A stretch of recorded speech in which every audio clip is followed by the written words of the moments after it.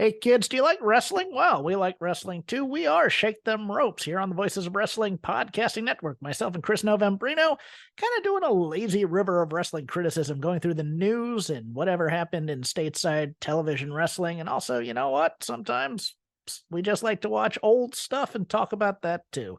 Love for you to give us a listen. If you haven't already, we are Shake Them Ropes here on the Voices of Wrestling Podcasting Network. Hello there, my name's Neil David and I'm the host of Eurograps Express, the podcast exclusively dedicated to the wrestling of Europe. If it's wrestling and it happens in Europe and it's good, we talk about it. Whether it's RevPro, Progress, WXW, Passion Pro, Pro Wrestling Chaos, Pro Wrestling North, we don't care, we talk about them all. If it's good and it's exciting, I want to share it with you. We're on the Voices of Wrestling Podcasting Network. Check us out on the feed. Check us out on Twitter at EuroGrapsEXP. And join us for chat about European wrestling and a little bit of chat about cheese. Hopefully see you there. This podcast is a member of the Voices of Wrestling Podcasting Network. Visit voicesofwrestling.com to hear the rest of our great podcasts, as well as show reviews, columns, opinions, and updates across the world of wrestling.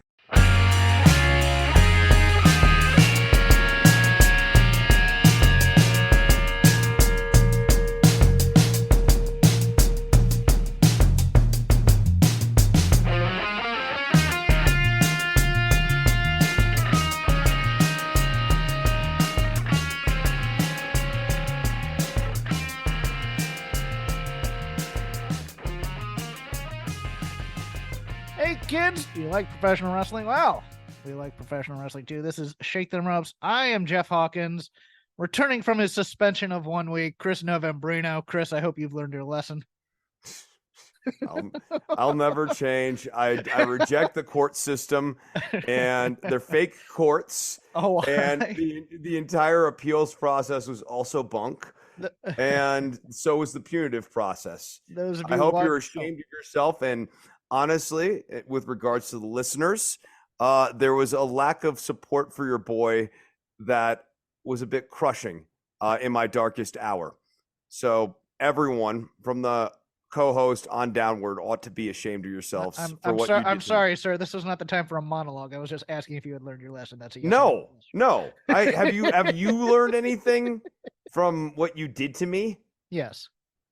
Yeah. Do it harder. Mm-hmm. Chris, those of you watching on Voices of Wrestling, Chris very much looking like Richard Edson from Ferris Bueller's Day Off. Oh boy! So we're already starting off with the mustache jokes, huh? Are we going to talk about me tying someone to the railroad tracks at some point, or perhaps directing plays that I write in iambic pentameter, or are we going to talk about me potentially being the front man for the band Queen? No, I won't go that far. Where does it stop, Jeff? Where does it stop? It hasn't quite started yet, to be honest with you. But the toxicity, you can smell the toxicity looming in the distance. I have a brand. Oh, well, so let's see what happened this week, shall we? Vince McMahon out of creative. Ari Emanuel making the move, reading from the Wrestling Observer. After the merger, when CNBC interviewed McMahon and Emanuel, Emanuel said that McMahon would remain in charge of WWE. When asked specifically if there was a disagreement between the two of them, what would happen, Emanuel said that if there was a disagreement, they would do what McMahon wanted as it pertained to wrestling. But it was only a few weeks into the new company being finalized last month that Emanuel has now made this move of removing McMahon from the creative side. Between that and his quote last week regarding the reasons for the decline of TKO stock, and Emanuel mentioning McMahon's name, this becomes a very interesting situation. Here's the interesting situation, according to Dave. McMahon's name was mentioned largely because of an SEC filing in which McMahon, as part of the merger deal, has the right to sell his stock immediately, unlike other major stakeholders such as Endeavor or Silver Lake, which can't do so due to a lockup period. Wasn't so much the idea that McMahon was with the company that the stock price is down, but the fact that McMahon does have the right to sell his 16.4% of the company, and flooding that stock onto the market could drive the price down. Emanuel felt that knowledge was reason number 3 for the stock price being down, behind the SmackDown rights fees coming in low and the Saudi Arabian government backing the UFC rival PFL. I think this is only a positive for WWE that Vince is out, and you can see it on the TV right now with people like Johnny Gargano being able to come back and wrestle. Cameron Grimes is on TV, even though he's not being used all that much, but you might be able to see some smaller guys and people that Vince normally won't use on TV. Chris, initial thoughts before we dive deeper. Okay, obviously it's great that Vince is out of creative. You name smaller guys, though. The first person who comes to my mind who is a big winner here is Carmelo Hayes, because I adore him, and I like what they're doing with Trick Williams and Carmelo. The dynamic is, on balance, really good, and for this to work on the main roster, there has to be confidence in the Carmelo side of that equation, and Vince would never have that confidence, which is why it's very good for Carmelo Hayes. With regards to Vince's ability to flood the market on the stock side, that feels, frankly, like the second reason. It's a thing that they have been aware of, and it annoyed them, but mostly they were going to see how this went with Vince first before they made any brash decisions, and they saw how things were going with Vince, and they didn't like what they were seeing. Here's what I think happened is that Ari went to Nick Khan and says, what do you think of the new guy? Can he handle it? Yes. Okay. Get rid of the old guy. Pretty much part and parcel. That's what I think. And I think, okay, what do the people think of, him running things versus Vince running things? And it's like, well, it's much looser environment when Triple H is running things, et cetera, et cetera. It's more collaborative. I'll tell you who I think the big winner here is one artist formerly known as Sasha Banks. Because I think Sasha Banks is going to return to the WWE. I don't think she's going to appear for AEW. I have not heard whether or not there has been pen put to paper, despite her appearing on All In or All Out. I always get those two mixed up, but whichever one was in London. It's pretty much known, I think. At least in the underground Slack chats that I've been in, that Vince is the one real blocker keeping her from going back. Also in said channels, are some rumblings that, and she has friends in AEW, that she may not be as high on AEW as some people may think. She likes doing her Stardom stuff. She likes, her Joshi stuff. She likes the ability to go to Japan. She likes her freedom that way, and AEW would give her that. But eventually, the week of AEW would be a challenge for her. Like, what's she going to do? Have matches against Sheeta over and over again? I'd be there for that. But really, I mean, why would I'm not saying they'd be bad the first time. It's just we've seen what happens with AEW does one women's match on each show a week. You compare that to what they've been doing on Raw, SmackDown, and NXT, even if it's not good, even if you're getting green as grass recruits doing elementary matches on NXT as part of this tournament that they have, it's still more women on TV than Tony Khan gets in a 2-hour show on Wednesday. And I think that would be a big part too. I think the other departure with Vince means it bodes well for characterization. Yes. For newer characters, especially like Lola Vice, they haven't really set in stone who she is, but without a Vince presence, you can imagine all of these people becoming a little bit more multidimensional rather than just the Vince stereotype sort of characters that he likes to get into, and not even like racial stereotypes. It's just like stereotypes of people broadly speaking. You're the vain petty one. You're the money guy. You like money and cars. You're the angry guy. You're so angry all the time, but it's like your power, but it's your weakness. Like too, you're dead. You're a dead guy. You're not. You come back to life in the middle of the match, but mostly you're dead. Look, I'll take that over. So you're the short guy. We're gonna call you Tiny C or whatever. Yeah, Shorty G. Yeah. Your character is that you're short, and being short is a thing that you think about a lot because Tiny you're C short. Tiny C would be Carmelo Hayes on the main roster. Oh my God. But it's also a penis joke. See what we did there? That'll be your character. Overcome that creative, Carmelo. Yeah. Oh yeah, Tiny C comes out. He does raps to like MC Hammer beats circa 1991.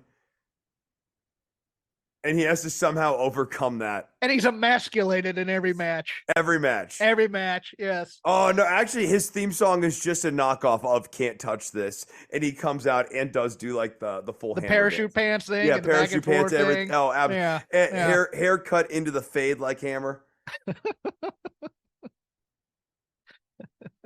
Oh my God, we need to stop doing this. They may steal our ideas. You never know. Vince may come back someday. Hey, I heard this on this podcast once. He makes a side promotion just with our worst ideas turned into actual angles. And they work. And everybody's like, this is your fault, Hawkins and Novembrino. Oh no, what did we do now? The NWA, Warren and I clowned on this last week, because there was rumors that they had gotten a top 25 television network to give them a deal, and we're like, Tyrus on Fox Business is going to get the NWA on TV, but no, they have signed a deal with the CW. 2 television deals, as a matter of fact, according to Nick Houseman of Wrestling Inc. Houseman says that NWA Power would be on the network along with an NWA reality show. This would put the shows in more potential homes than any wrestling or MMA show other than SmackDown on Fox, which, as Dave notes, is a relationship that will end in 1 year. Why? Because Fox is stupid. However, he adds to note, however, even with the expanded reach over all cable stations, CW was number 25 in total viewers among the 159 ranked stations with a primetime average of 574,000 viewers during 2022. And 18 to 49, it was number 29 with an average primetime rating of 0.10. Is this going to help the NWA? Because I can't see it. CW has like LIV golf, ACC football, which stinks because I'm a fan of ACC football. It's canceled most of its DC shows that was really keeping the network afloat, like The Flash and Green and Arrow and Supergirl and things of that nature. I don't know. TV is TV, and real estate is real estate on the network television shelf. So it'll help NWA Power in that respect, in that more than 4 people will be watching this at any time. I mean, it's better than the YouTube situation. Like that's Yes. the best thing I can possibly say about Yeah. it. Outside of that, it may give them better access than this was not meant to be a pun. Access does for Impact.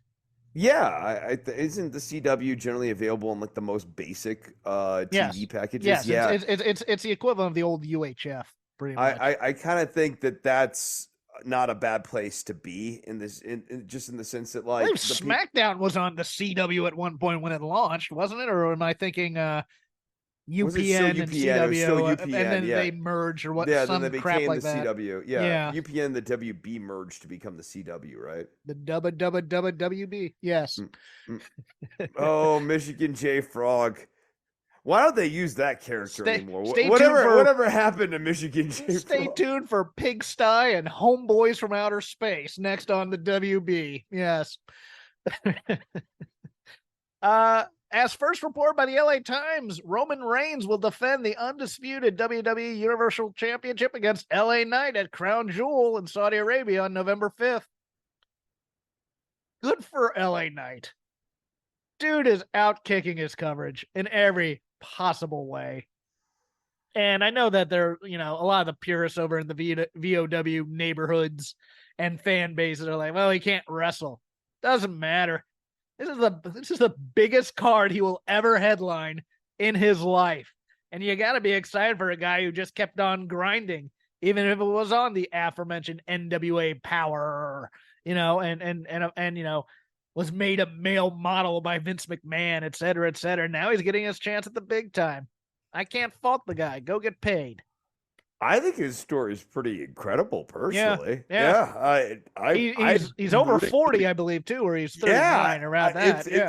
I think it's awesome. He has worked his ass off to get to this place. He took every opportunity along the way and just kept refining the character and refining the character. He's had a vision for what the Eli Drake, right? It was Eli Drake originally. Yeah, like he knew what this Eli Drake energy was all about back on NWA fairly early on in that show. And then he kept that going on TNA. Finally got over to WWE and overcame the Maximum Male Models crap, which Max Dupree. He was Max Dupree. Like, I mean, they gave him just the worst gimmick, and they were undercutting the gimmick with Maxine. Yeah, too, at the same time. They weren't even pushing him; they were pushing the female at his expense. I mean, and despite all that, he got back to being his original character, which is no small feat. But then he got his original character over like just insane. Yeah, and people love this character. I want to pinpoint where that happened, and I'm not quite sure where it happened. To be honest with you, and it was fast too. That's the one thing I do remember is that like there was like maybe it was during like a little stint where I was paying less attention than usual. People were like starting to say like his tagline a bunch, and I was like, huh.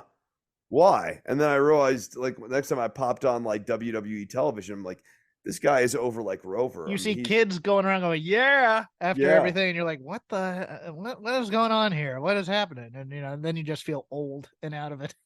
Like, because SmackDown tends to be on, at least on our, less than optimal watch list, because we usually tape on Fridays around the weekend, so we usually don't have time to watch it before we get there. And it's not that we're giving it short shrift, it's just that there's way too much wrestling on, kids. Jeff, give me a moment here. I have to tend to my cat is presenting me with a present. He has killed the grasshopper. I'm gonna throw this away quick. I'm pausing for right now. Come back. And we're back after a burial. I want to just say about that grasshopper that he didn't. Well, we actually don't know how long he lived, but he was part of a circle of life. And all right, enough of this. No, he was. It was a gift from my beloved cat to me, and I appreciate that my cat loves me so much that he would do such a thing. What a good boy. And a good grasshopper, too. No, I'm not going through this. No, okay. There's a burial at sea. As seen on this Wednesday's AEW Dynamite, Sting has announced that he will be retiring after next year's AEW Revolution. It should give enough time, because in related news, Darby Allin broke his shoulder blade doing some skateboarding stuff this week, and I figured that's going to be his last match, but who knows at this point. But Sting he rambled a bit. He got to the point eventually, but Sting will promises, we'll see, that he's retiring after next year's AEW Revolution. And I gotta say, his AEW run has far surpassed any expectations I had of it. It's been so good. Yes. I was actually thinking about like kind of his whole career and everything as he was given that retirement speech. I mean, and if that ends up being a fake out retirement speech, it'll be up there with Mark Henry's in the salmon suit back in the day for me, because like, I don't know. I was thinking about how this guy has managed to have so many different acts in his career, and just kind of when you thought Sting was finished, or that like you had sort of seen what Sting was, like TNA Sting was kind of depressing to watch, right? He came back and had that great run in WWE and had that awesome match with Seth Rollins. Then when I actually thought Crow Sting was going to be the death knell of his career.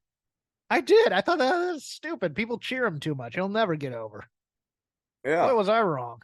I mean, he's always been full of surprises. And then this AEW run, kind of with very limited qualifications, hardcore legend Sting in AEW. His stuff in AEW has just been always enjoyable. I'm hard pressed to think of a unenjoyable Sting match. He gets in these multi-mans, they cover him up nicely, but every time he does his thing, it's awesome. He jumps off of something high every single time too. It's just amazing watching this guy do his stuff. I love it. And yeah, no, it all works for me. And even like the in-ring offense and stuff, it's not like the best he's ever been or whatever, but like it's always been passable work. Oh yeah. The psychology's always been there. He's a really enjoyable like legend of wrestling. It was very funny during that whole speech though when he brought up Hulk Hogan. I don't boo. But then he brings up Ric Flair immediately after, and no qualifications on Ric Flair, and I'm just like, guys, if you're booing Hulk Hogan, I know Flair's a better wrestler, but Flair also doesn't have video of him saying the N-word over and over. Yeah, but like Flair's got some pretty nasty allegations. He has a lot of problematic Yeah, he's stuff. got a lot of problematic allegations. I am not absolving Ric Flair at all of anything he's ever done or any treatment he's made of other people. I'm just saying the Hulk Hogan stuff, far more well-known. Yes, and the more damning stuff involving Flair is more recent. I'm just surprised. Like, I guess that's the part where I'm like, it's just interesting that it hasn't like the it's more inside baseball for Flair. Thought has not fully turned. Yeah, the Hulk Hogan tape for sure. But like, it's just interesting that thought hasn't fully turned around on Flair yet. I think it will eventually, to some degree. Oh, yeah. Chris Hero, who has not wrestled in 3 years since being cut by WWE, returns to action on November 17th in San Francisco for West Coast Pro, facing Timothy Thatcher. Hero, who works for AEW as a producer, is a booker at West Coast Pro, which brings in some of the best indie talent in the world. I'm here for a last Chris Hero run in either ROH or AEW, please. Can I get that? I love Chris Hero. I do. He's great. He's big. I missed Tim Thatcher in WWE. He was fun. He was fun. Hey, we fired Matt Riddle. Let's bring in Tim Thatcher. Let's bring in his buddy to team with RKO if we need to.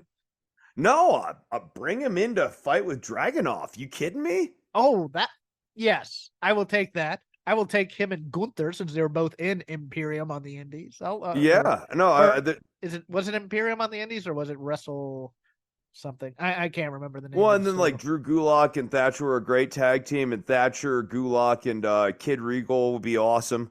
Yeah. Bring Thatcher back. Sure. There's a lot of really good things you could do with Tim Thatcher still at WWE. I thought, yes, his run in WWE vastly surpassed my expectations of him. Yes. I just saw so many other sides to this guy where I was like, dull as dishwater on the Indies. I just could not get into him. He gave him the charisma injection. Yeah, he had a great mean face, and that was about it. And then WWE gives him charisma, and you're just like, he's getting over. What in the? Okay, cool. I don't mind people making more money and being able to stay longer because they're getting a career. I'm good with that. It's weird. It's like I don't know. Call me crazy. I do want people to succeed. And yes, I don't. I don't. I like seeing the success. But it's got to be like real success. Thatcher was. He got cut, but that was for stupid reasons. Like he was an unmitigated success story to me in WWE. I agree. If you improve your station and you were on the Indies or something. That's a success story to me. It beats like having to go back to the Indies cooler than you were when you left. Like right now, I think if Ricochet got cut for any reason, I think he'd be colder than he was when he went to WWE because that was, he was the hottest free agent on the Indies at the time. But yeah. Yeah. Maybe the Vince change helps him some. We didn't get to this because Warren and I recorded on Thursday, but announced last Friday on SmackDown, your new SmackDown general manager, Nick Aldis, who nobody on WWE knew because he's never been on WWE television before. Dude, he's not even 40 yet. That kills me that his in-ring, it's much like Michael Hayes because Michael Hayes went over in his late 30s too, but he looked 50. Aldis still looks great. You know, he can do the WWE promo style, which I like. I do wonder if someday he and Adam Pearce will be having a match in WWE. I do. But what do you think of him as an on-screen character as opposed to, say, a wrestler? Let's see how long they decide to keep that going. Yeah, well, I mean, it's kind of Triple H now, not Vince. Yeah, so. Right. And it seems weird. He has such a, no pun intended, pedigree, as like the NWA champion stuff. He's obviously someone who could be a very capable mid-card title holder for them. Yeah. And just a solid factional leader.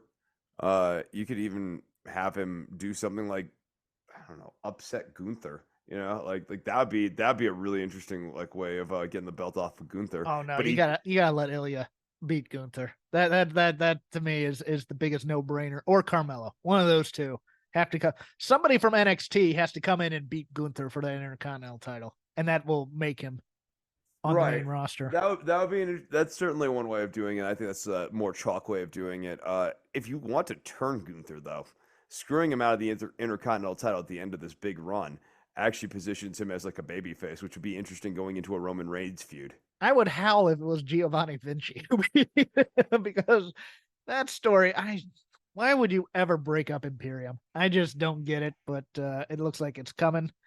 And also, just one last personnel note, Brock Anderson has officially been removed from the roster of AEW. Looks like he's no longer with the company. I would howl if NXT picked him up and teamed him with Junior Pillman. I think Arn could make a call to Regal and get him signed, possibly, though. I wouldn't hate him being paired with Junior Pillman. I just hate that Junior Pillman's name is like Aldis King or whatever it is. Lexus King. Lexus. Oh, I had Nick Aldis on the brain. My fault. Yeah, Lexus King. Lexus King.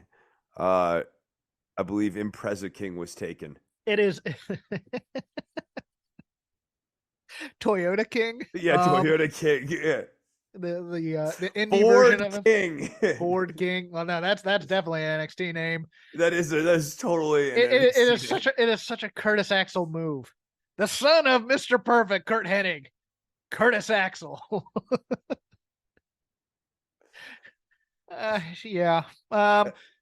Go ahead. Sorry. No, that's all. I mean, I liked the promo overall. It seems like they want to debut him in a meaningful way. The name is so stupid. I agree. But I think they just don't want. I mean, why would you not want to use the Pillman legacy? That's what I don't get. And unless they think it's toxic in some way. I just don't know why. And I mean, it's just weird. Like, especially with the promo being so centered around I'm Brian Pillman's kid, but my name has absolutely nothing to do with any of that. Like, I'm going to absolutely die if they decide to sign Shane McMahon's kid, who's now a football player, to Indiana University, and they don't make him a McMahon. But he could be I have his name. His name, you? Yes. His name could be GM Shane. His last name would have to be Shane. Shane, yeah. And his first name's a car name, GM. Vincent Shane. No, GM. GM? Ford we've already used. Oh, you want to go back to the car thing? No, okay. you go car and then a short last name that is either royalty based or vaguely invokes something. Okay. Yeah, so he could be GM Vincent. GM Vincent? Yes. Yeah. Shane Vincent. That's not a car. And that'll do it for the news portion of our show. Now to the lazy river of professional wrestling. And there's a lot to do since we can go all the way from last Friday to this Saturday if you want to. Although the Saturday shows haven't gone, you can talk about them if you want. Whatever we watched, whatever's on our mind, whatever's out there, we can talk about here. How was Tramfest, by the way? I forgot to ask about that top of the show. Dude, honestly, and unbelievable success. So we're gonna be doing Tramfest 2 next year already. Electric Boogaloo. Yes. Yeah, Electric Boogaloo. Or the bloodening. I haven't decided what the quickening. Yes. I haven't decided what the colon is there. Yeah, but who knew that early 20th century mass transit would be so much fun? Mid to late 20th century mass transits, sir. A technological marvel in the Western Hemisphere, sir. Yes. And not a gondola. If I hear anyone else use the G word, there will be. He could be gondola Shane if you wanted to. No. he could be gondola Shane. That's fine, but like that I'll allow. But like, don't call my tram a gondola. Anyways, no, it went great. The band from Texas came in. We had other acts. Rudy Boy Jaramillo came in and played a set at Tramfest. I played a bunch. I probably over that 10 days worked upwards of 80 hours. Like I was just at the Tram like in perpetuity from like 9 a.m. to 6 or 7 at night. It was a grind. We made good money. We made good tips. We got booked at the County Line barbecue down the street, just like an on the fly booking, and made over $700 at that show in 2 hours, which was nuts. So no, it was a very, very good response to Tramfest 1. And now that I have a full year to plan for Tramfest 2, like I have a thing going. The Tram, the Tram was very, very supportive of everything, and I was taken good care of, and yeah, it was awesome. Okay, it was back to the Graps. Your turn. Okay. All right. I guess let's start on NXT. Like, all right. I just decided to pick up on. I watched everything and kind of just had it on until it stopped playing because I fell asleep or I got bored of it. If you look at NXT, as you were saying earlier, I was surprised at how many women's matches there were on this week's show, and like they were not irrelevant like women's matches. Like they were all actually meaningful. Or vignettes for that matter. Like you had the locker room thing with Stratton and Fallon Henley, and you had the Lyra Valkyria build for the Becky Lynch match next week. And yes, of course, you have things like Ariana Grace versus Brynlee Reese, which is not necessarily lighting the world on fire. Ariana Grace's character sort of needs work. I'll say this though, I like Ariana Grace. Because personality goes a long way with me in terms of that. And also, she's Santino's kid, by the way. Nice. Yeah. No, the personality goes a long way. They need to find a better character for her. And I think, that's going to be the big thing. And so, like, that was not, of course, like a banger match. And Brynlee Reese, unfortunately, last second fill-in for Jakara Jackson of the Metaphor, because she broke she broke her arm, or a bone in her arm, or something to that effect. And I think increasingly, as you look at the bracket there, that the end game here is Lola Vice is going to win this tourney. Against Danny, is it Danny Palmer or Danny Jordan? Am I mixing it? Yeah, I think it's. I thought it was it's the young small the gymnast. Yeah, I think Vice is winning. Okay, no, that's fair enough. On NXT, I enjoyed that tag team battle royal. Wasn't bad. Yeah. Was it? Yeah. I mean, and I don't normally love those, but like, I thought it was fine. I thought the Garzas looked good as the bad guys. I liked that the Creeds came back and got their revenge. And that crowd loves them some Chase U. And the visual of Thea Hale and JC Jane as semi-reluctant cheerleaders makes me laugh. But that's the other thing is Duke Hudson. And this is something Alvarez has pointed out, and I went back and watched the match, and he's right on this. Duke Hudson has an amazing babyface comeback going for him. It's more personality than he shows when the cameras are on him, but it's strong. And I wish someone would take him aside and be able to coach him as a likable person off screen so I could get into that babyface comeback when he's actually in the ring type of a thing. Yeah, it would be good if they could kind of hone in on what is the story of Chase U right now, because like there's like 3 different things going on that they don't really fully commit to.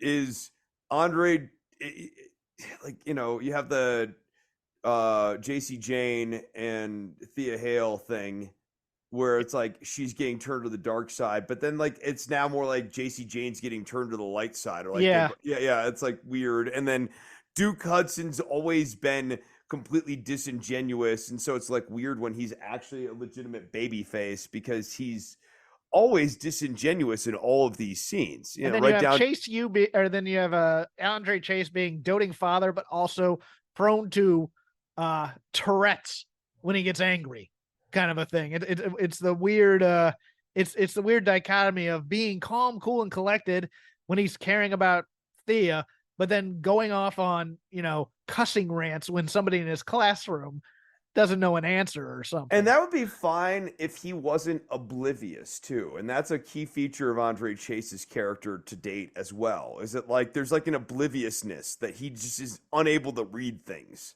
Yeah. I don't know. They need to pick a lane with Chase U because the fan support is obviously there. So if they did that, then you'd have like a very strong story with full kind of narrative support. I'm going to head over to AEW land because we've been a bit remiss in talking about them so far on the show. I'm going to say one good thing and one bad and one criticism. I won't say it's a bad thing, but it's something that definitely needs work. Good, great. I loved that Kyle Fletcher Kenny Omega match. Kyle Fletcher as a singles guy. He had a great promo with Don Callis, and yes, I too enjoy Don Callis being all in on Kyle Fletcher until he loses, and then absolutely turning on him. That was the hard disingenuous 180 on Fletcher. Yes. No, I thought that was fine. I thought that was and I would be and here. Fletcher was good too. I would be here for a long term. Kyle Fletcher continually tries to get into the Don Callis family. And then eventually on the painting, he's the Judas of the group. I would love for that to be long because I think if they gave him a kind of a separate gimmick while we wait for Mark Davis to come back, like he's a Ronin of some sort, and it kind of gives him an edge as a single star, and then you can put back Aussie Open, and then eventually, if you want, you can break them up if you need to. But I think Kyle Fletcher has a lot to be a single star, and that match was a hoot and a holler. I really enjoyed that a lot, especially for the offense was all hard hitting. And on a night of, let's say they were trying hard on the promo side and not always succeeding. And this is where I go into my point number 2. Adam Copeland. On Collision the previous week, that tete-a-tete with Ricky Starks, where he calls him a vanilla midget and basically stole his entire gimmick from The Rock. Do we understand that the point of promos is to build up the fight, not to tear down the guy that you're looking to feud with necessarily? In a meta way, no less. Yes. This is the recurring problem with a lot of AEW build promos, is that so often their idea of getting heat is get really meta. Like really talk about the real stuff that's going on. Yes. Oh, they're shooting. Your push in 22 was undeserved and you didn't do anything with it. That is not actually intriguing for a feud in 23. No. It's odd because Copeland should know better because they absolutely cut Billy Gunn off at the knees in WWE when they said, I'm not going to Billy Gunn this opportunity after winning King of the Ring. It was one of those. And then the interview with Renee, which to me, the big crime in that, in addition to Adam Copeland basically saying he's responsible for Christian's entire career, was this didn't need to be a sit down. This needed to be him talking into a microphone, looking into the camera, going, here's why I came to AEW. I came to tag with Christian Cage. And I'm here for him, but I don't trust him right now, et cetera, et cetera. I understand we're doing the lore thing now, and the lore of Adam Copeland is he's kind of a jerk about giving Christian Cage his entire career. And I was just like, this is a bit of a turnoff. There needed to be some notes on this after the first take and we need to figure out some things right now. To me, I don't know. What did you think of the promo? It makes not a ton of sense to reintroduce Edge in an oppositional position to Christian. I don't. They're stronger together, in my opinion, and so it's just hard to get into what the end game is for this Adam Copeland character. So like, I'm gonna want to rescue Christian, but that Christian's put so much like legwork into turning Nick Wayne and Luchasaurus and stuff that there's no clear path to how/why that would happen. Yeah. Yeah, it's like they're gonna turn on you. Wait, we've seen no proof of that whatsoever. It's like right. And it would be way too early to do that. I mean, what? Edge frees Luchasaurus, and then Luchasaurus is Edge's pet as a babyface now. He becomes Edgesaurus, and it's Adam Copeland and Edgesaurus. Although what would make sense is Copeland calling out Christian for turning on Jack Perry and turning on and that entire feud type of thing, depending on if young Mr. Perry is coming back or not. Saw him this week at the gym, though. Goes to my gym. That was very odd. And he was wearing an AEW backpack, so he's still repping the brand.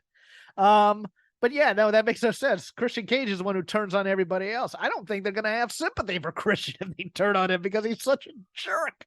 I don't get this at all. The redemption story isn't there for him just yet. I mean, right. And like, even if there was sympathy, it would be like, after he got his comeuppance, everyone's like, well, we like you. You were just a total jerk here. But you'd have to have comeuppance and penance before anyone would be willing to get back onto the Christian bandwagon, so to say.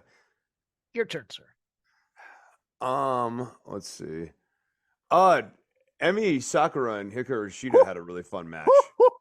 They did not get a lot of time, but boy, they packed a lot of stuff in there. And Yeah, no, that was a really pleasant surprise. I dug that. I dug that a lot. Actually, Emi Sakura is the underrated MVP of the AEW women's roster. No disrespect to Athena, who I view more as a Ring of Honor talent right now, but man, she just can I get her in like a gimmick with Nyla Rose, or who was the other person I was saying that she could be in a tag team with and just destroy people, and then we'd have a tag division. There's a couple of women like Athena was the one I was thinking of. Yeah, let's get Emi Sakura something to do here. In the meantime, while we're playing around with Sky Blue and her turning to the dark side and whatnot. But yeah, no, I agree with you. I really liked this match a lot. Yeah, no, I found that to be very, very entertaining. Take a second one if you want, because that one was short. Yeah, no, I know. I guess I'll go to another short one then. Just Wardlow versus Ryan Nemeth. We've seen this before. How is this different? What is different this time? Why do I care this time? I've seen this movie. It actually goes into something positive, I'm going to say. So I'll put that. Like I didn't like the Tony Schiavone interview. They could have just had Wardlow walk off and point to the wristband that says MJF, and that would be all you needed. But they're doing something with MJF here, and I think it's a positive more than a negative for now, in that they're kind of positioning him as 1985 Ric Flair. Whereas he can pivot between being a babyface and being a heel, depending on whether or not the situation calls for it. Like he can fight Dusty Rhodes, or he can fight the evil Russian Nikita Koloff and still be considered credible as either. So now we're getting 3 or 4 different people all shooting for MJF at the same time. We have Samoa Joe, we have Wardlow, maybe Adam Cole's there in the ring, waiting in the wings. We have Kenny Omega now because we had that walk on where 13 days, bitch, that kind of thing. So we have about 5 or 6 different contenders for the world title, and I think that's overall a good thing for MJF and for AEW. Yeah, and I guess you can move to a really interesting multi-man event where all these guys go up against each other. Oh, I hope not. I'd much rather have the one-on-ones here than the multi thing, because they never build the multis good, because they won't build, say, why does Joe hate Wardlow right now? Although they could bring up like the TNT title stuff. Right. Yeah, no, I mean, I think, I'm already laughing as I'm formulating this sentence. Given a coherent booking plan for 8 weeks. Oh, stop, Chris. I denounce and reject myself already. Because like AEW does run these longer cycles, but if they actually thought this out halfway decent, that's a really solid television main event angle with these 6 guys all angling for a shot at MJF. And you have some sort of, I don't know, maybe like even like a G1 style thing where so you get your one-on-one matches, but they're all in a bracket. Potentially it could be really interesting to see Wardlow dominate that bracket and going into that. Yeah. Speaking of Hoss guys, over on Raw, I really enjoyed Bronson Reed versus Gunther. Yep. Another solid match. That was a Hoss fight, and it was evil guy versus mean guy. That's what, and those are the types of odd bookings that you'd think you'd get occasionally in professional wrestling, but because of heel face dynamic, a lot of times that people try to avoid it because it's like, well, who's the crowd going to cheer for in this type of a thing? But it's obvious Gunther is way over with the crowd for being dominant, because crowds also like excellence. This is why sports teams that go on multi-year championship runs get a lot of fans, guys, because people like winners. And Gunther has been portrayed as a winner all this time, but those two had sneaky good chemistry, I thought. It kind of amazed me. And Bronson Reed doing some of his power stuff, even though he's a shorter guy, on Gunther looked very impressive to me. I agree. I thought Bronson Reed was a really serviceable, like kind of like Tomohiro Ishii sort of like small underdog. Small underdog heel. But not as small as Tomohiro Ishii. No, I understand your point. Like the heel who is an underdog because he's smaller and he has to fight harder, and so you find yourself rooting for that undersized heel against the bigger heel. I enjoyed this. I thought this was very solid as well. A couple of quick hits, if you don't mind.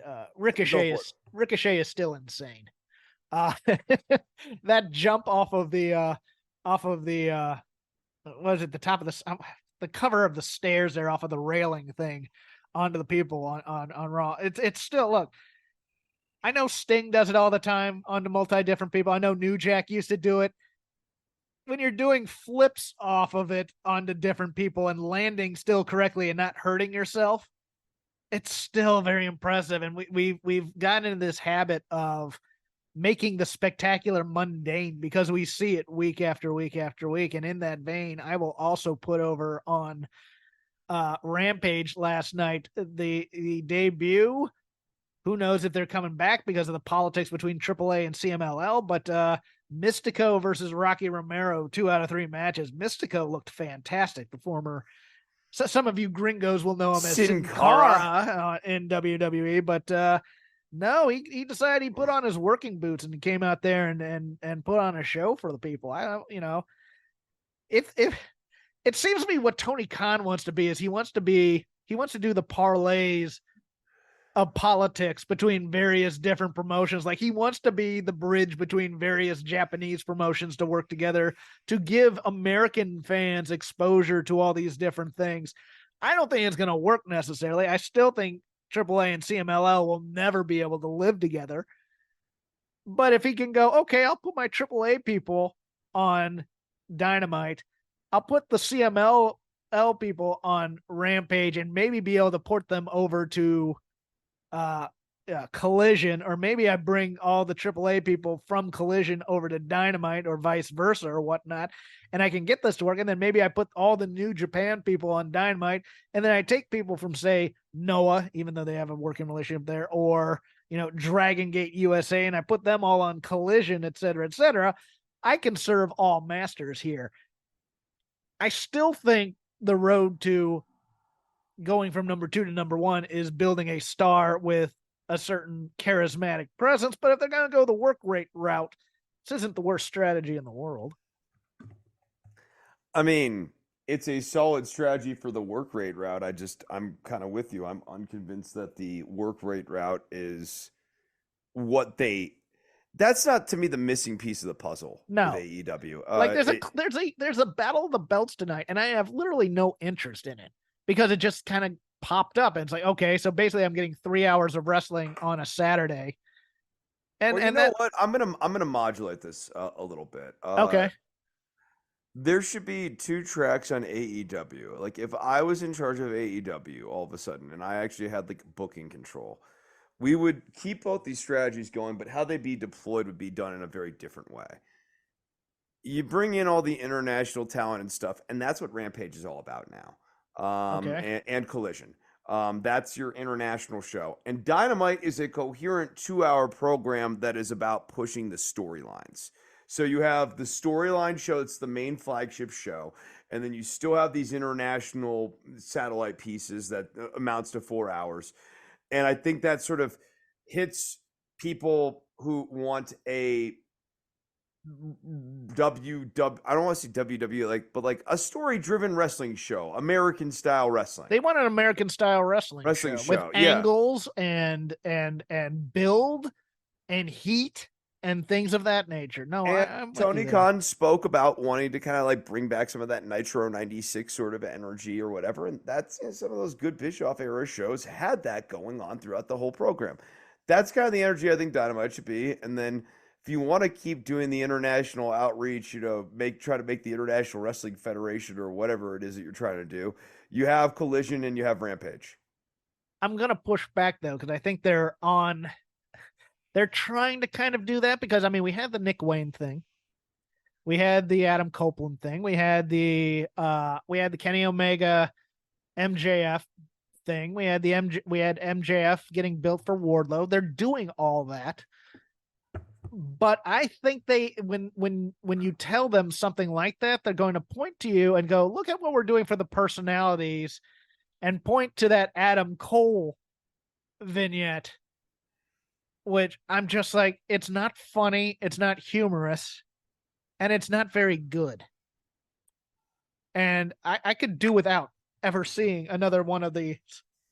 Hey, look, close-ups of peanut butter sandwiches and people with their mouths open going, oh my God, and things like that. I don't understand what once it was fine, but now doing it 3 weeks in a row and there's no real solid. The problem is also a bit of the writing because there's no big straight absurd thing that makes sense in Adam Cole's world to be doing these things, and the absurdity is not being called out nearly enough for me. And that's comedy writer Jeff getting a little bit in the weeds for you. Well, no, I'm. But it's with just you, not though. good comedy. No, it's not, because like Adam Cole does at some point need to see through the neck injury. Yes. Unless they're all in on it, and then it becomes womp womp category. Right. If they're all if Cole is included with the Kingdom as part of MJF's group of small guys who beat up Jay White, then the entire point of these vignettes was stupid. There was no point to them. No, that becomes like the Dallas season where he wakes up the next season and it was a dream all along. It was a dream all along, yes. Yeah, no, it's just wasted time. So I didn't include Jay White on that list of people that are fighting MJF, and that's kind of unfortunate because this is the next pay-per-view thing. What are you thinking of the Bullet Club Gold?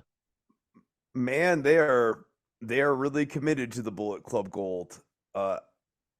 Personally, I would have had Platinum Max Caster win that. I mean, I knew where they were going with Juice Robinson, but I actually think Max Caster against MJF for the ring is interesting.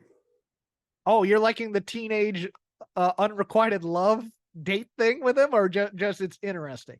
No, I like the idea of him beating MJF for the ring. Oh, they never put him over. I know. Okay, but I kind of like the idea of him challenging MJF for the ring. I'm not gonna lie.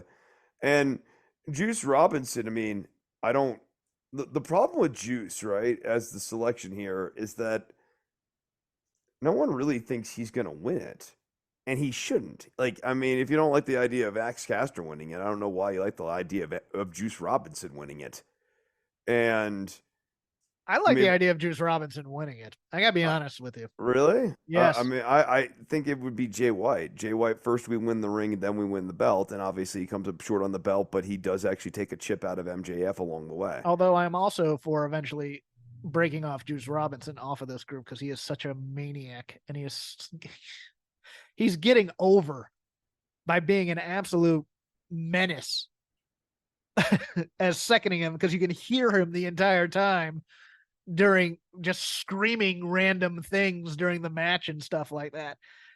But I like the idea. I mean, if you're going to build, because I think Jay White's been a bit weak on his promos. Oh yeah, no, I mean Jay White's been very much a victim of the meta promo, right? But if we're gonna put Bullet Club Gold as not just a bunch of geeks fighting MJF, a bunch of B villains fighting him, then they actually do have to kind of take away everything that MJF has. And I like the idea of, okay, Jay White stole the belt, and now Juice Robinson's gonna steal the ring of which he's won for the last 4 years. Okay, now Bullet Club Gold's important, type of a thing.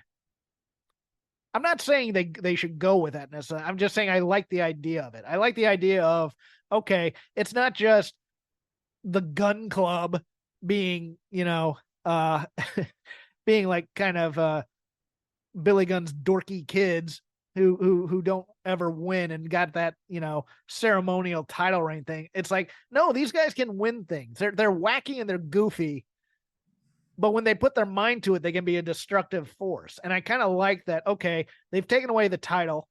They're going to take away the ring. Maybe, don't want to necessarily take away the scarf or anything like that, but they can take away things from MJF. And now MJF, instead of doing the, talentless taint, you're as popular as tofu type crap. Okay, now he actually has to take this seriously as a threat to beating him for everything he loves, type of a thing. I'm just not there with the Bullet Club Gold. I mean, it gets back to your point of rattling off all these people who are contending for MJF's belt and forgetting about Jay White. Clearly something's missing. It's actually true. Look, Samoa Joe is the guy that I look at and go, that's pro wrestling. That's a champion. That's who I want. And then when you rattled off that list of people, and I'm thinking about all of their individual angles with MJF, there's always chairs missing in each one of them, whether it's Joe not being angry that he got choked out, like that MJF didn't even really win.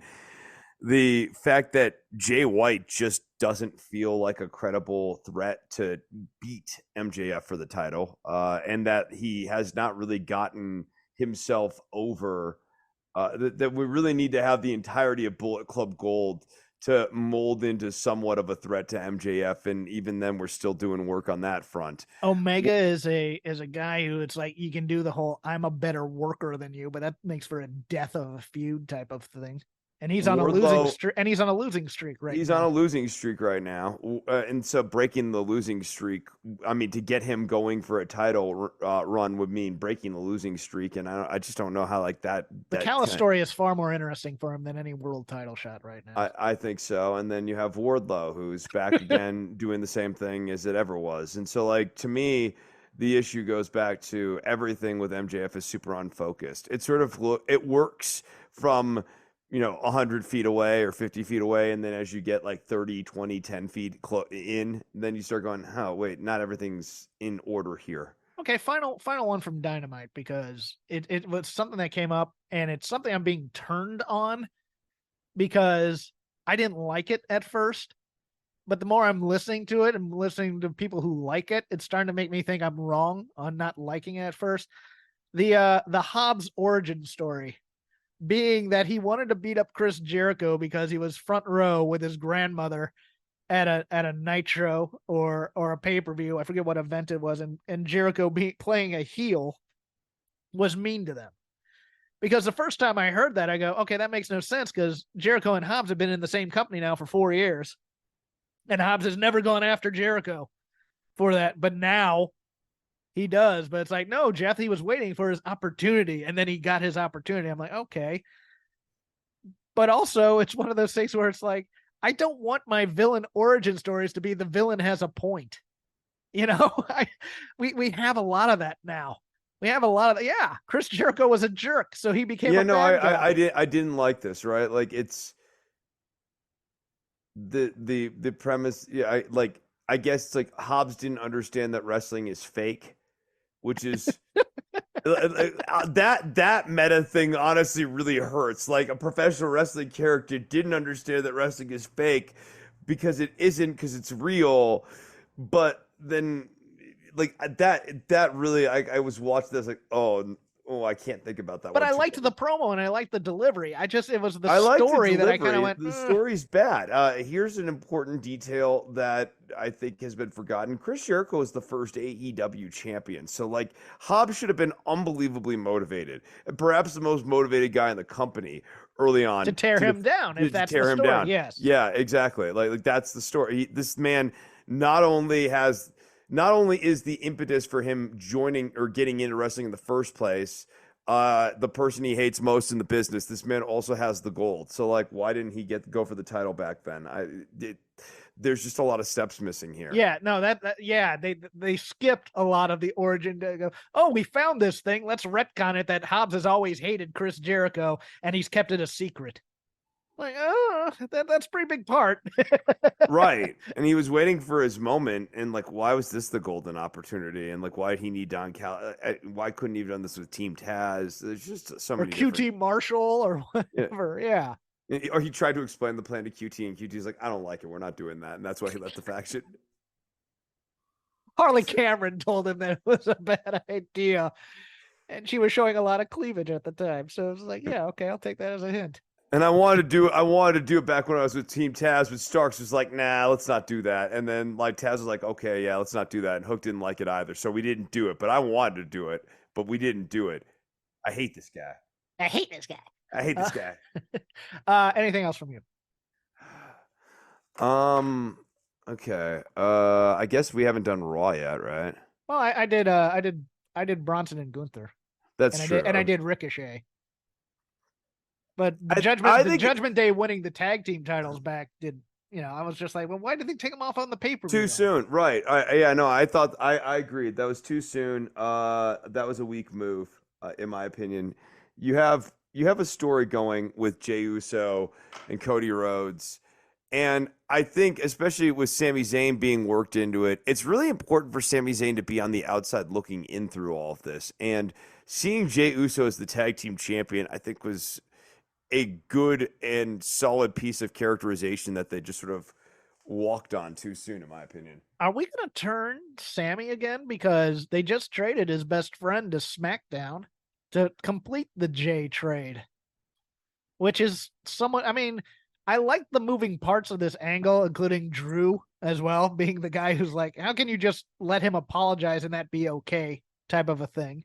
I do like him holding a grudge.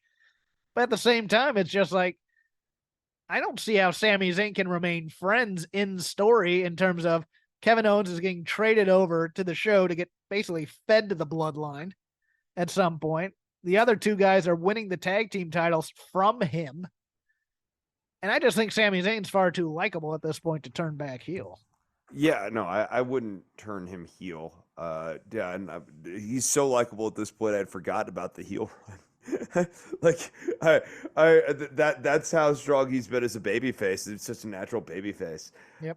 And I'm with you. I actually think, especially now with McMahon gone, the babyface angle on Raw is very earned and interesting between Sami Zayn, Cody Rhodes, and Jey Uso. These three guys have to learn how to work together, and they have very understandable reasons for not being able to fully click and trust one another. Well, you know what that's going to work. And then Drew McIntyre is going to be the perfect guy to finally turn on them. And I liked the Seth Rollins interaction with Drew McIntyre. Yeah, I did. I thought that was really good. Because I forgot his name all of a sudden. Rollins. How do I forget Seth Rollins' name? But anyways, Seth Rollins is like almost on his own island at this point. You know, he's not really, I mean, he's the most unlikable babyface or the most annoying heel. I don't know which he is from time to time. And he's raiding, you know, Becky's closet. These outfits. No, but it's a strange character, but it also, like, what he's starting to find is it allows him to have these really interesting ways of cutting in on people. Yes. It's almost the equivalent of I'm on nobody's team, and I'm going to prove to you I'm on nobody's team because every time I have an interaction with somebody, I'm just going to stick the knife in just a little bit and see what happens, type of a thing. Yeah. Raw has surprised me a little bit with the promo work. And I think all these guys are going to be on a War Games team, to be honest with you. Right. And I mean, especially now that Vince is not going to be there and booking stuff, it's really interesting to think about what the build to War Games potentially is with Sammy, Cody, Jey Uso, Drew McIntyre, and maybe Seth. And maybe Seth. Yeah. Against say, Judgment Day's men and Solo and Jimmy. Something like that. Yeah. It's very, as opposed to having the battle lines drawn. And of course, you know, Judgment Day and Bloodline have had their own issues too. It was the year that the Midnight Express, the Road Warriors, and Dr. Death faced like the Freebirds and the Samoan SWAT team type thing for War Games. Won't be that bloody, won't be that good, but nevertheless, I kind of like the idea of both teams in War Games having some issues going internal dissent. I kind of like that. It makes for a deeper story. But I have nothing else in my notes. I don't either. I watched a bit of SmackDown. Natalya is always on television when she's on television. What can you say? And but it gives a women's story with Tegan at least. That is true. Although I keep waiting for her to turn on Tegan. I'm still waiting for Damage Control to break up. To be honest with you, I mean, I liked them. It's so weird. I like Io Sky a lot, but she has not been a champion. She has been a second banana to Bayley, and I love me some Bayley. Get me wrong, and she's been second banana. Why is Charlotte continuing to get title matches? That's the other thing. Is that match is a little clunky. No, Charlotte has really been subtraction by addition with this story. And she was just a through line to get Bianca back. Yeah. She's really hurt this story. And do you like the Street Profits as heels? My jury's still out on that. I like, they needed to, once they finally flesh out the Bobby Lashley thing a little bit more, I'll have more of a verdict on it. I don't hate it yet. They need a different moveset is what they need. I agree on that. Both of them. Yes. In particular, like Ford maybe needs like learn submissions or something like that. You know, like Ford needs to have a signature submission. You know what he needs to do? He needs to do a guillotine leg drop or something. He needs to do something from the top rope that will use his aerial skills to quote unquote hurt somebody. Probably not the guillotine leg drop just because of the wear and tear, but but I mean, a move like that, you know, a double team move where they're double teaming double teaming a guy and they're trying to put him out type of a thing versus they're just trying to do a double team move that looks good type of a thing. Yeah. What you do as a baby face. Yeah. The flashy splash is not really a thing. The frog splash up top, that's a complete babyface move. You know, complete babyface move. Yeah, that needs to go. Trying to think, is there anything else? No, WWE is not amazing right now, but it's kind of sneaky watchable when I pop it on. Yes, they have a lot of. I said this last week, and the thing about their angles is they're big angles. They have a lot of moving parts to them, which make it very, very interesting. Like the Judgment Day being the top heels on a team, and every member of the Judgment Day having an issue with another member of the Judgment Day, and also with JD McDonough, and then Rhea's trying to keep it all together. And then you have Priest and Finn having a bit of an issue. Yeah, you know, Dominic's a bit of a screw up. And then on the other side, we describe the stuff with the babyface people over there. It makes for, you can do things and not have to do big things, but you can do building blocks of things to then get to the big thing. And that's what they've kind of been doing well from week to week across the brands. And look, I'm not going to shade AEW because they're trying things. They are. They are trying to get these guys more over with more than just good work rate matches. It hasn't all hit. It hasn't all hit. And what I can say is that WWE, from some of their newer, younger talent, your Carmelo Hayes and Braun Breakers in one class, all the way down to your Lola Vices in kind of the class behind that, up to elevating the Judgment Day from Goofus act to credible main event faction. Yes, they've been doing some good work this year. Ilya Dragunov. Yeah. I mean, just outstanding. And now, boy, is the runway effing cleared for him to just continue to dominate.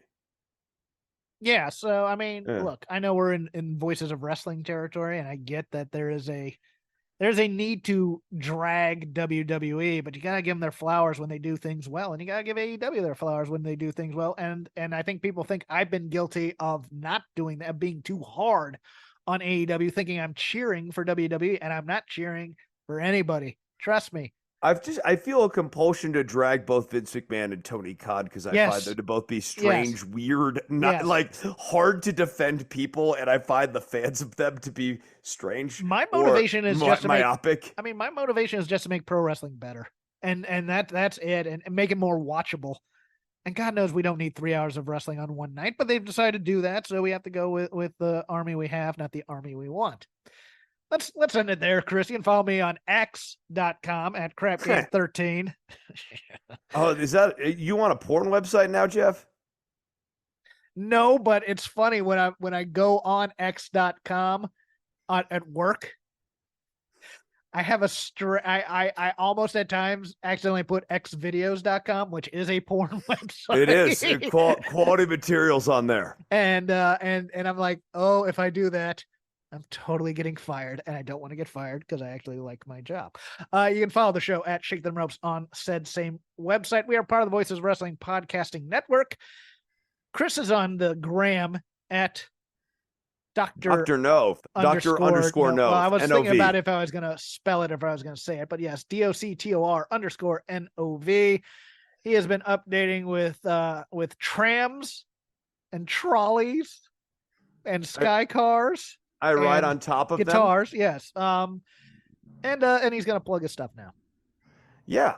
If you're interested in guitar lessons, hit me up on Instagram. I'm now back to my regular schedule following Tram Fest. I teach there. As we said, music and footage of me riding on top of trams can be found on the website, the Instagram website, Dr. _Nove. And that's it, man. I'm going to go and practice guitar, fetch my cats, maybe have some dinner. I'm going to finish my plug. If you like what I say for any reason and want to hear me thoroughly deconstruct Dynamite, you can on Wednesdays, about 20 minutes afterwards on the YouTube channel for Fight Game Media, but also patreon.com/fightgamemedia, $5 a month. Myself and Paul Fontaine do the Dynamite show, which is just thoroughly deconstructing Dynamite, which is why I try not to talk about too much on this show sometimes till I make big points. I let Chris do the heavy lifting there, but yeah, I'm over there on Wednesdays. But yes, hit up Chris for guitar lessons and give him money. I thought you might have a stinger. No. Okay. Cheering at pro wrestling shows in Japan is back, and 2023 is already shaping up to be a big year in the history of pro res. That's why you should listen to the Emerald Flow Show. From the Royal Road to the Green Mat, Paul and Gerard take you into the world of All Japan Pro Wrestling and Pro Wrestling Noah. Not only do we analyze events, but we examine business, who is getting over, what angles are working or not. Occasionally, we take a look at other Japanese promotions like DDT and 01. So if you're looking for more coverage of the world of Japanese wrestling, check out the Emerald Flow Show on the Voices of Wrestling Podcast Network, available on all of your favorite podcast apps. Hi, my name is Tyler Fornes, and I am the co-host of The Good, the Bad, and the Hunky here on the Voice of Wrestling Podcasting Network. Every week, my co-host Fred Moreland and I discuss all the happenings of All Elite Wrestling and everything going on in the universe of Tony Khan.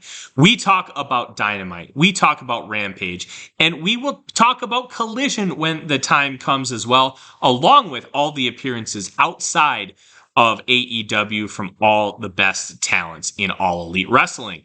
This is one of the more cohesive wrestling companies in the entire world, and we discuss every intricacy about it, including the unique booking of Tony Khan that is both a huge positive and a major detriment. Check us out every single Thursday here on the Voices of Wrestling Podcasting Network.